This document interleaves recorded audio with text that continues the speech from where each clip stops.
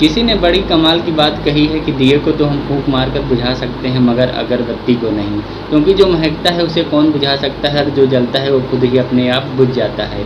हाय दोस्तों, मेरा नाम ऋतिक मिश्रा है। एक कहानी है एक ऐसी महिला की जो रोज़ाना मंदिर जाया करती है।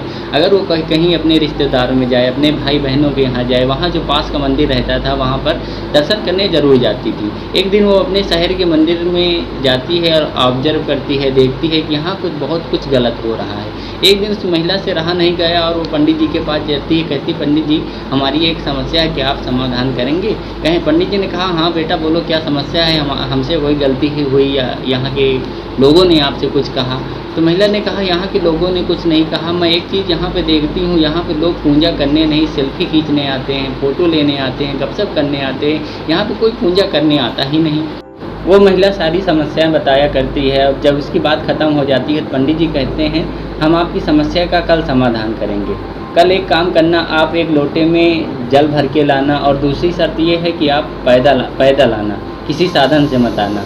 अब दूसरे दिन महिला मंदिर आती है तो ना ही किसी साधन से आती है और एक लोटे में जल भर कर लाती है और उस मंदिर के 3 परिक्रमा करती है और उसका सारा ध्यान जो रहता है उस लोटे की तरफ रहता है कि इस लोटे से कहीं यानी जल न छलक जाए। और वो जब परिक्रमा कर होती है तो पंडित जी के पास जाती है और कहती है कि हाँ पंडित जी, मैं अपना काम पूरा कर चुकी हूँ, आप अब हमारी समस्याएं का समाधान बताइए। तो पंडित जी ने कहा कि आज आपने कुछ गलत होता हुआ देखा, आज आपने पाखंड होते हुए देखा, आज आपने लोगों को वीडियो बनाते हुए देखा, आज आपने किसी को सेल्फी लेते हुए देखा। उस महिला ने कहा नहीं, उस महिला ने कहा आज मैंने कुछ नहीं देखा, आज मेरा ध्यान कहीं पे नहीं था।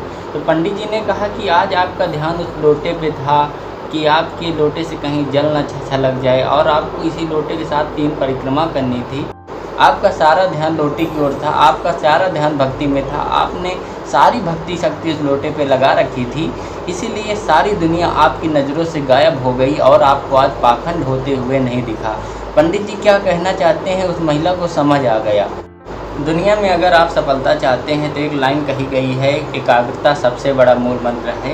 एकाग्रता सफलता का सबसे बड़ा मूल मंत्र है। एकाग्रता बढ़ाने के लिए हमें क्या करना चाहिए, ये छोटी सी कहानी हमें बताती है कि अगर आप गोल के बारे में सोच रहे हैं तो आप गोल के बारे में ही सोचें और सारी बातें अपने आप साइड हो जाएंगी। एक लाइन कही गई है कि कुछ कर जाओ ऐसा कि दुनिया करना चाहे आप जैसा।